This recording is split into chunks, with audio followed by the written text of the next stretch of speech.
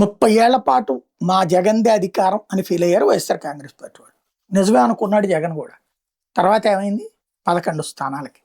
అంతకుముందు చంద్రబాబు గారు 2047 దాకా నేనే అనుకున్నారు. తర్వాత చూస్తే 23 సీట్లకి. ఇట్లాగే ఉంటది రాజకీయం. ప్రస్తుతానికైతే మాత్రం జగన్‌ని ఇక రానివ్వకూడదు అనుకుంటున్న తెలుగుదేశం ఒక ఈక్వేషన్‌ని ఆ తెలుగుదేశం మద్దతుదారులు ప్రొజెక్ట్ చేసేటటువంటి ఈక్వేషన్. వైసీపీ 2029లోకి అధికారంలోకి రాలేదు. నేను ఈ మాటని ఫ్లూక్‌గా చెప్పడం లేదు. గత 3 ఎన్నికల ఓటింగ్ సరళి గణాంకాలను పరిశీలించిన తర్వాత విశ్లేషణ చెప్తున్నానంటూ ఓ మహా వ్యక్తి పెట్టుకొచ్చినటువంటి పోస్ట్. సాంకేతికంగా కూటమి ఓటు బేస్ బలంగా ఉంది. 2014లో టీడీపీ, బీజేపీ కలిసి పోటీ చేసింది. జనసేన ఎన్నికల్లో పోటీ చేయకుండా ఆ కూటమికి మద్దతు ఇచ్చింది. దీంతో టీడీపీ కూటమికి సుమారు 48% ఓట్లు వచ్చినాయి. వైసీపీకి 46% ఓట్లు వచ్చినాయి. 2019లో పరిస్థితి పూర్తిగా మారింది. టీడీపీ, బీజేపీ, జనసేన 3 పార్టీలు విడివిడిగా పోటీ చేసినాయి. TDP 40%, Janasena 7%, BJP 1%.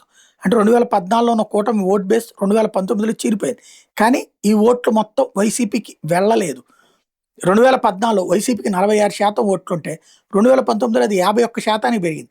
ఈ 5% పెరుగుదలను కూడా పరిశీలిస్తే ఆసక్తికరమైన విషయం కనిపిస్తుంది. 2014లో కాంగ్రెస్కు సుమారు 3% ఓట్లు వస్తే 2019లో అది 1%కి తగ్గింది. అంటే వైసీపీకి పెరిగిన 5% ఓట్లు సుమారు 2% కాంగ్రెస్ నుంచి వచ్చిన ఓట్లు, మరో 3% కొత్తగా వచ్చిన ఓట్లుగా చూడొచ్చు. ఇక 2024 ఎన్నికల్లో టీడీపీ, జనసేన, బీజేపీ కూటమికి సుమారు 55% ఓట్లు వచ్చాయి. వైసీపీ 40% ఓట్లకు పరిమితమైంది. 2019తో పోలిస్తే వైసీపీకి తగ్గిన సుమారు 10% ఓట్లలో 7% కూటమికి, 2% కాంగ్రెస్ పార్టీకి, 1% ఇతర పార్టీలకు వెళ్ళినట్టు ఓటింగ్ గణాంకాలు సూచిస్తున్నాయి. అంటే గత 3 ఎన్నికల ఓటింగ్ సరళిని చూస్తే ఒక విషయం స్పష్టంగా కనిపిస్తుంది. వైసీపీకి వచ్చిన గరిష్ట ఓటు శాతం 51%, వైసీపీకి వచ్చిన కనిష్ట ఓటు శాతం 40%.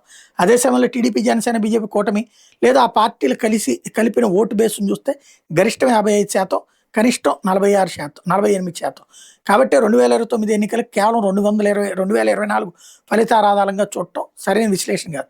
గత 3 ఎన్నికల ఓటింగ్ ట్రెండ్ని చూస్తే వైసీపీ కంటే కూటమి ఓటు బేస్ సాంకేతికంగా బలంగా ఉంది. ఇది చెప్పుకొస్తున్నటువంటిది.